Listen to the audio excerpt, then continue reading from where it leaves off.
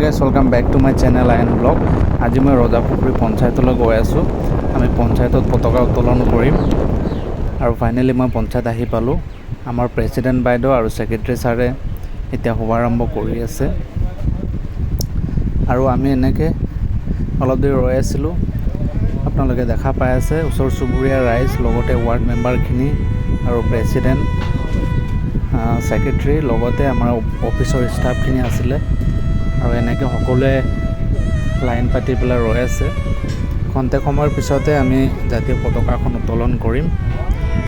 যিহেতু আপোনালোকে গম পায় 1947 চনৰ 15 আগষ্ট তাৰিখে আমাৰ দেশ ভাৰতে স্বাধীন লাভ কৰিছিলে। আমাৰ ভাৰতীয়সকলে এই ক্ষেত্ৰত বহুতে প্ৰাণ আহুতি দিছিলে। তাৰ ফলস্বৰূপে আমি স্বাধীন লাভ কৰিবলৈ সক্ষম হৈছোঁ আৰু সেই উপলক্ষে আমি স্বাধীনতা দিৱস পালন কৰোঁ।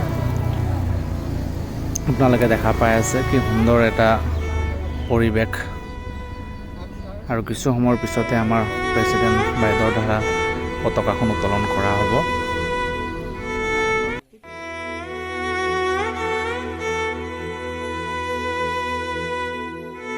আপোনালোকে দেখা পাই আছে আমাৰ প্ৰেচিডেণ্ট বাইদেৱে পতাকাখন উত্তোলন কৰিবলৈ আৰম্ভ কৰিছে আৰু এয়া হৈছে আমাৰ ভাৰতৰ জান চান আৰু এটা সাহসৰ প্ৰতীক, যি আমাৰ ৰাষ্ট্ৰীয় পতাকাখন।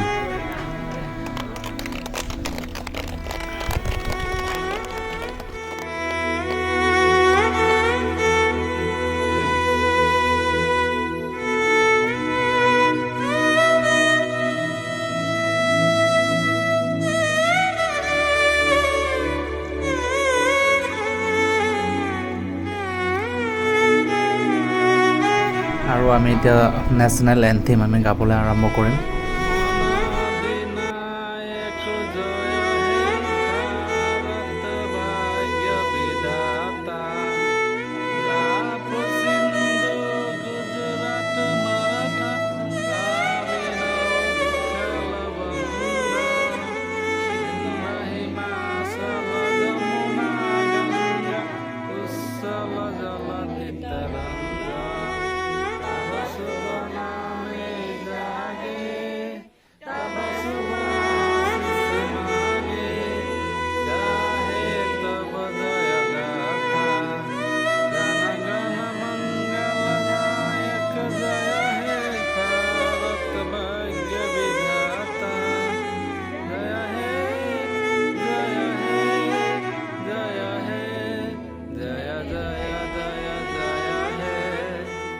এতিয়া বলক আমি সকলোৱে কওঁ, ভাৰত মাতা কি জয়।